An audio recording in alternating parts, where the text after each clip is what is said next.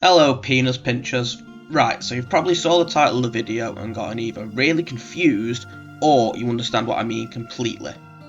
So, to explain what I mean by Requiem has a threemake issue, I need to show you my evidence first, and then by the end of it, you'll probably understand what I mean.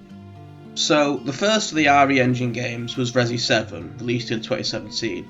This revived the franchise and in its lifetime had a demo with multiple endings that got frequent content updates, the base game, 2 side content roguelike modes, those being Jack's Birthday and Ethan Must Die, 2 post-game DLCs, those being Not a Hero and The End of Zoe, 2 prequel DLCs, those being the banned footage volumes, Bedroom and Daughters, a survival mode DLC, a blackjack game mode, and a VR port. Then there was the pinnacle of what remakes should be, in the GOAT that was the Resi 2 remake made 2 years later in 2019.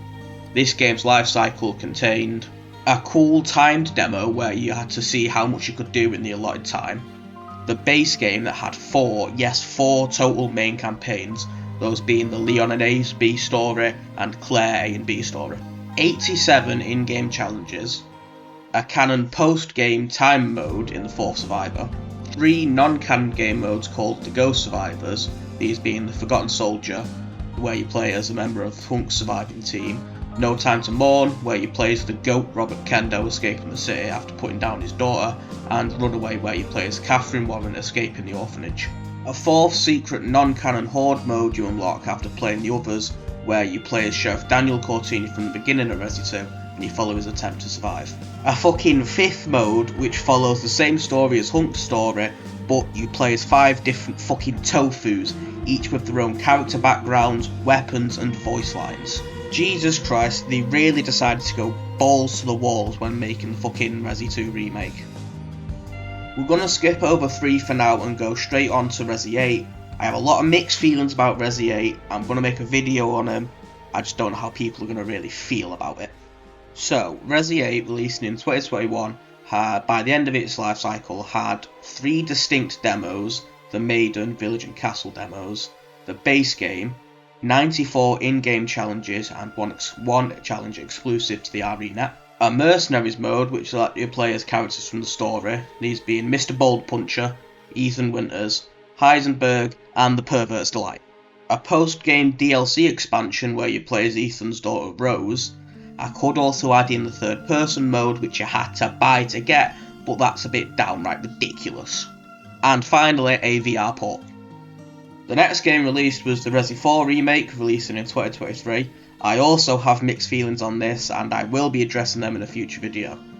So, in its life cycle, Resi 4 remake had a demo that goes over the opening, ending with the iconic bingo line.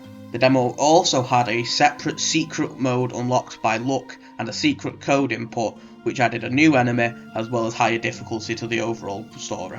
The base game story, an in-game shooting gallery, 101 in-game challenges, unlockable costumes for all playable characters, these being Leon, Ashley and Ada, a side Mercenaries mode with 8 characters usable on 4 maps, and separate ways, a side story that coincides with the main story where you go through Ada's story, and finally a VR port.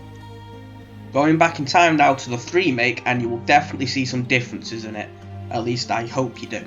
So, the threemake, released in 2020 by the end of its life cycle, had a whopping base game and 58 challenges. That's it, that's literally it. Despite it being the game where Mercenaries came from, it had none of it. You could say that it had Resident Evil Resistance, as it was bundled with it, but that is in no way enough content for a remake of a game of Resident Evil 3's reputation. Now, let's go back to the main point of the video, which is Resi 9. Released about 2.5 months ago in 2026, so far as of April 2026, Resident Evil 9 has the base game and 50 challenges. But there is already apparently DLC in the works, which is good, but it definitely needs some extra content, or else in the long run it may end up being viewed more as a 3-make than a 2-make. But I hear you say, you're all well and good criticising, but I'm not seeing any solution. And to that I say, keep watching, dickhead. So what are some DLC that I think would go really well? Number 1, a post-game story sequel explaining where the fuck Chris was, similar to Not a Hero. 2, a Mercenaries mode. We've got the best gameplay that the franchise has at this point ever seen, so Capcom really need to take advantage of it. 3. A horde mode style game mode similar to Resi 7's Nightmare mode, where you have to hold out in an area with a boss fight at occasional times. And 4. Now this one is a bit random and may not end up being good due to Capcom's bad luck with multiplayer games, but I'd kinda like a versus mode set in places like the hospital, the lab, and especially the Raccoon City outskirts. That's all I have for today though. My main crux is that I just really hope Capcom doesn't squander the absolute bits Resi 9 has been doing lately, else it'll just prove my long-standing theory that Capcom is fucking allergic to making money. Goodbye now.